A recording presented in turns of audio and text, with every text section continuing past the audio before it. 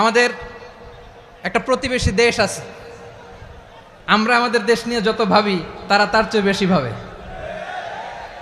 কথা বুঝতেছেন না? আরো ভেঙে বলতে হবে। হ্যাঁ, আমরা আমাদের দেশ নিয়ে যত উদ্বিগ্ন, এদের আরো টেনশন বেশি। বলেন, আমাদের দেশে শান্তি আছে না নাই? আমরা হিন্দু মুসলিমে কখনো দাঙ্গা লাগে? আসতে বলেন, কেন লাগে? ওদের পূজা পার্বণে আমাদের মাদ্রাসার ছেলেরা যে পাহারা দেয়, চিল্লায় বলেন ঠিক কিনা? আমাদের তাফসির মাহফিলের সময় ওরা ডিস্টার্ব করেন, ঢোল বাজায় না। ওদের পূজা পার্বণের সময় আমাদের তাফসির মাহফিলের ডেট হলে আমরা চেঞ্জ করে দেই। সুবহানাল্লাহ, কি সাম্প্রদায়িক সম্প্রীতির রোল মডেল। আর ওই বাংলাদেশের ব্যাপারে তারা অনেক ডিস ইনফরমেশন ছড়াচ্ছিল। ভারতের অনেকগুলো গণমাধ্যম, আমি জেনারেলাইজ করব না, আমাদের প্রতিবেশী দেশের সব গণমাধ্যমকে আমি দোষ দিতে চাই না, অনেকগুলো গণমাধ্যম তারা ডিস ইনফরমেশন শেয়ার করেছে। ডিস ইনফরমেশন আর মিস ইনফরমেশনের পার্থক্য আছে। মিস ইনফরমেশন না জেনে ভুল বুঝে একটা মিথ্যা বা ভুল তথ্য ছড়িয়ে দেয়া, এটার ক্ষমা আছে, এটার কি আছে? আর ডিস ইনফরমেশন মানে ইচ্ছা করে, প্ল্যান করে, ম্যাপ করে, ছক এঁকে মিথ্যা, গুজব, রটনা সোশ্যাল মিডিয়ায় ছড়ানো, এটার ক্ষমা আছে? আওয়াজ করে বলেন, ক্ষমা আছে? ভারতের কিছু গণমাধ্যম তাই করেছে। আমরা ব্যথিত হয়েছি, আমাদের হৃদয়ে রক্তক্ষরণ হয়েছে। আমাদের প্রতিবেশী দেশকে বলতে চাই, আমাদের দেশ নিয়ে আপনাদের ভাবার দরকার নাই, নিজের চরকায় তেল দেন, নিজের দেশ নিয়ে ভাবেন।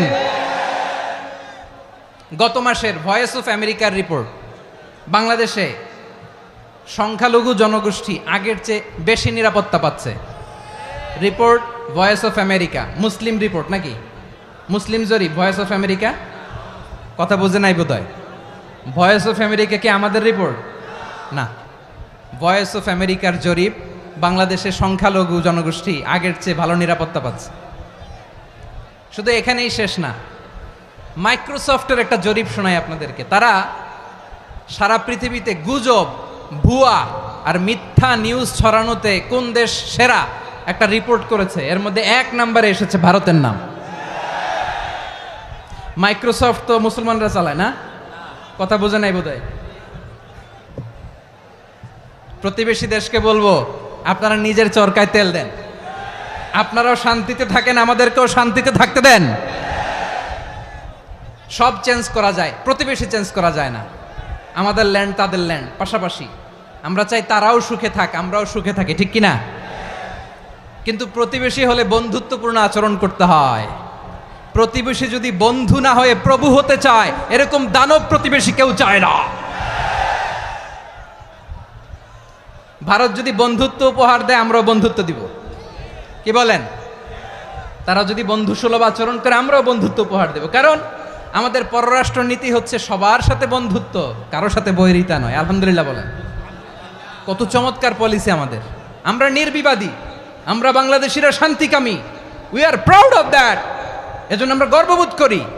আমাদের পররাষ্ট্র নীতি সবার সাথে বন্ধুত্ব, কারোর সাথে শত্রুতা নয়।